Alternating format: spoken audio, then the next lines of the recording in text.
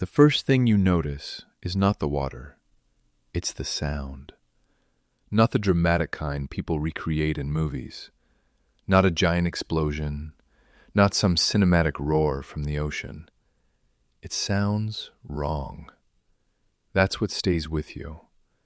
You're standing somewhere ordinary when it begins, maybe near a vending machine glowing under a pale afternoon sky. Maybe walking home with a plastic bag cutting into your fingers. Maybe checking your phone without really reading anything on it. The air is cold, quiet, routine. Then the ground moves. At first, your brain refuses to call it danger, because earthquakes happen here. Cups shake, power lines sway. People pause for half a second and continue living. Your body has learned how to normalize instability. That's what humans do. We survive by adapting to what should terrify us. But this one doesn't stop. The floor keeps trembling under your feet, like something beneath the earth is trying to wake up. Traffic lights swing overhead. Car alarms begin screaming into the afternoon. Somewhere nearby, glass breaks, and you realize something you never fully understood before. There's a difference between experiencing fear and realizing nature does not recognize your existence at all. You look around and everyone is doing the same thing, waiting for it to end. But the strange part is, before the tsunami arrives, there's a moment where the world still looks normal. That's what makes it horrifying. The sky is still there. Buildings are still standing. The convenience store music is still playing somewhere in the distance. And yet reality has already split open. You don't know it yet, but the version of yourself that existed 10 minutes ago is already gone, forever. Because after this day, your brain will never interpret silence the same way again. You start moving because everyone else is moving. There's no dramatic speech, no perfect decision-making, just instinct. Bodies flooding uphill, shoes slamming pavement, people calling names into the wind.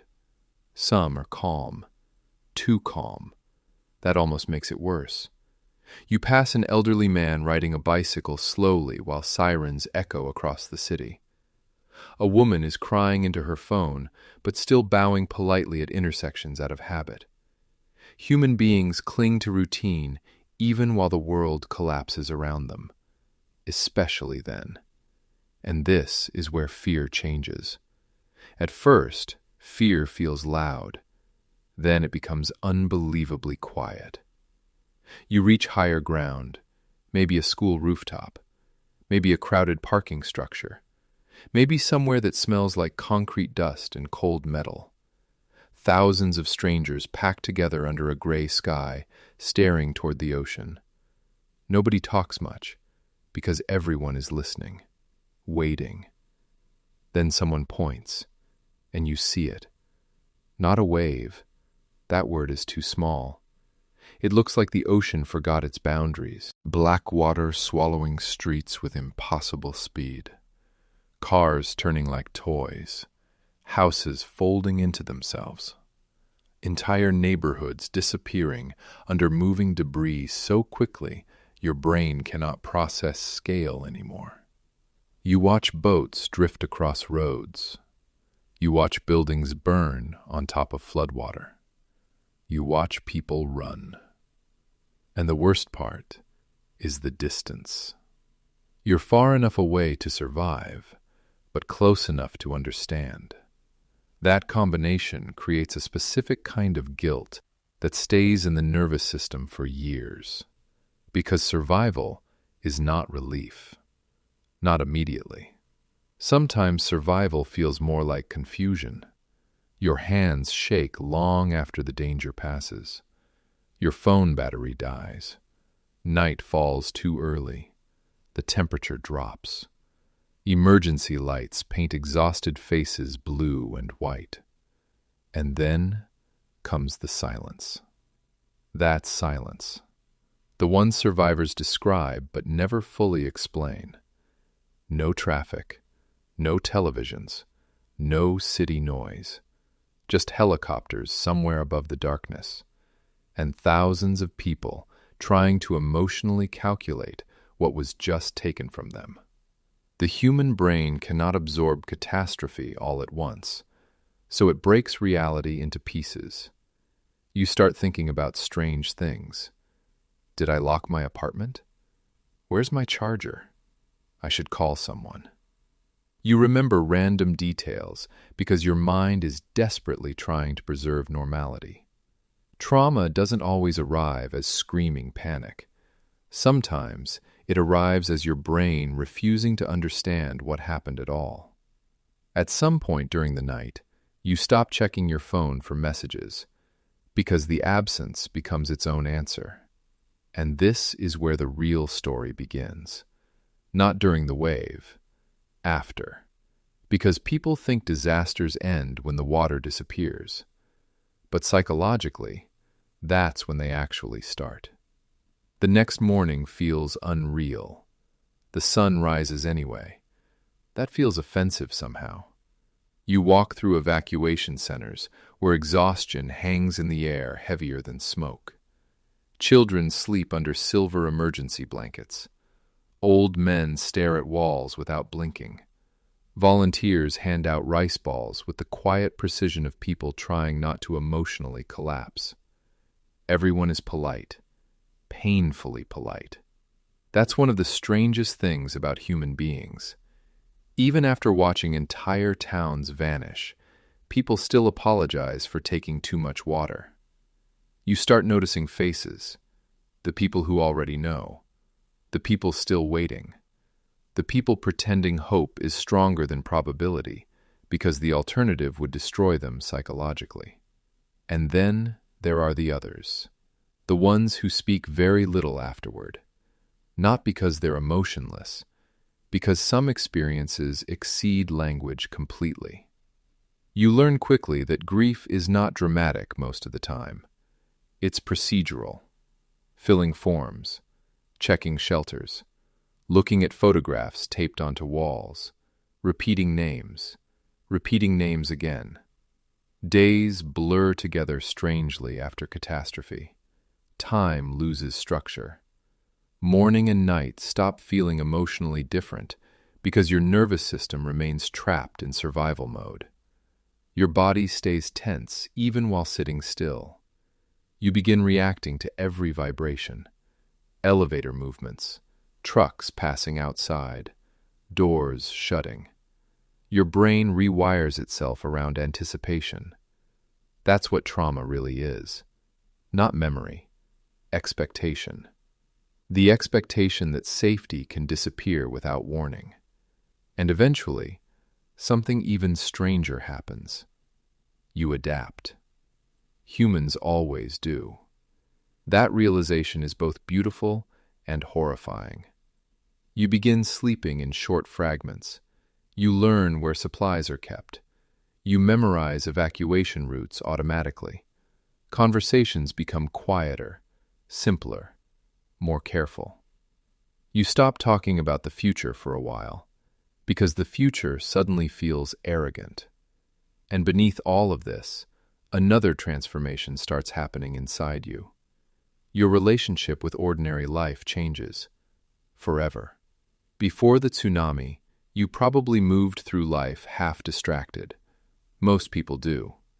Thinking about deadlines, notifications, embarrassing conversations from 3 years ago. The illusion of permanence wraps around modern life so tightly that people forget how fragile existence actually is. Then one day, the ocean enters a city, and suddenly every meaningless concern exposes itself. The ego shrinks after survival. Not immediately, but slowly, painfully. You stop assuming tomorrow belongs to you. That changes the way you look at everything.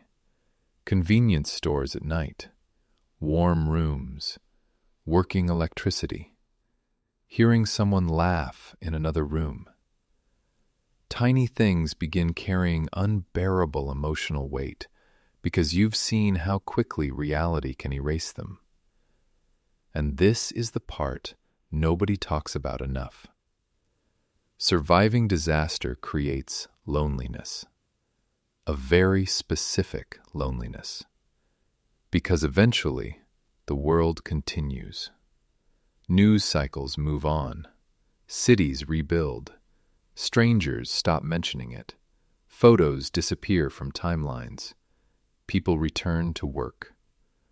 But your nervous system doesn't, not fully. You can be standing in a crowded train station years later and suddenly feel your chest tighten because the ground vibrated slightly beneath your feet. You hear emergency alarms somewhere in the distance, and your body reacts before thought does. That's the terrifying thing about memory. The body remembers first, long before language catches up. At some point, people begin asking insensitive questions without meaning to. Are you over it now? As if trauma functions like weather. As if human beings simply dry off emotionally after catastrophe. But some experiences do not end. They relocate. They move into your habits, your sleep, your relationships, your silence. You become hyper-aware of exits. You check warnings obsessively. You struggle to relax during storms. Sometimes you don't even realize how much you changed until someone points it out. You seem different now. And they're right.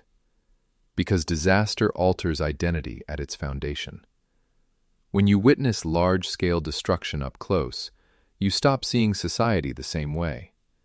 You realize how thin normal life actually is, how quickly systems collapse, how dependent human beings are on invisible structures they barely notice until those structures fail. Electricity, roads, communication, water. Civilization begins feeling less permanent and more temporary, like scaffolding balanced over chaos. And psychologically, that realization never fully leaves you. The strange part is that you also begin seeing humanity differently too, not just its fragility, its behavior. You remember strangers sharing food while freezing, people searching through wreckage for others they didn't even know, volunteers arriving from cities untouched by destruction just to carry supplies through mud and debris. In catastrophe, human beings reveal themselves completely. Some become selfish. Others become extraordinarily gentle. And maybe that's what stays with you most. Not only the horror, the unbearable tenderness. A father wrapping his jacket around his child while shivering himself. An old woman bowing repeatedly after receiving a blanket. A man silently cleaning debris from roads that no longer lead anywhere. Moments like that break something open inside you. Because you realize civilization is not built from governments or technology. It's built from exhausted people choosing to help each other anyway, even when everything hurts, especially then. But healing is complicated. Years pass. Cities rebuild. New seawalls rise against the coastline, like humanity trying to negotiate with nature itself. Train lines reopen. Stores return. Children grow older. From far away, things begin looking normal again. That word, normal. But if you look carefully, the psychological scar remains everywhere. In the pauses between conversations, in emergency backpacks near apartment doors, in the way older survivors watch the ocean too carefully, and sometimes inside yourself. You catch it unexpectedly, late at night. Maybe you're alone in your apartment while rain taps softly against the window. Your phone screen glows in the darkness. The room is quiet except for the low hum of electricity. And suddenly, you remember the silence after the wave. That impossible silence. You remember standing there realizing entire lives had vanished within minutes. Dreams, routines, families, arguments, plans for next week. gone.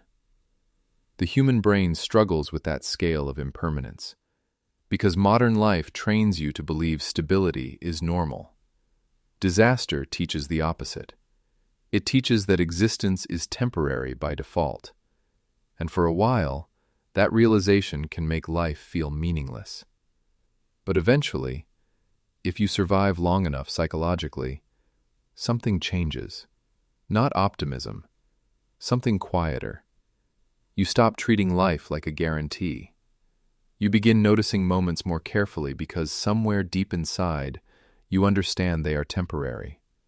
The steam rising from coffee in winter, the sound of footsteps returning home, a text message arriving safely, someone saying, "I'm here." Ordinary things stop feeling ordinary because you know what absence feels like now, and absence changes the emotional value of everything. The truth is, most people only understand life intellectually until something destroys the illusion of control. Then, understanding becomes physical, real. You feel it in your chest while watching sunsets that used to mean nothing to you. You feel it while hearing laughter through thin apartment walls.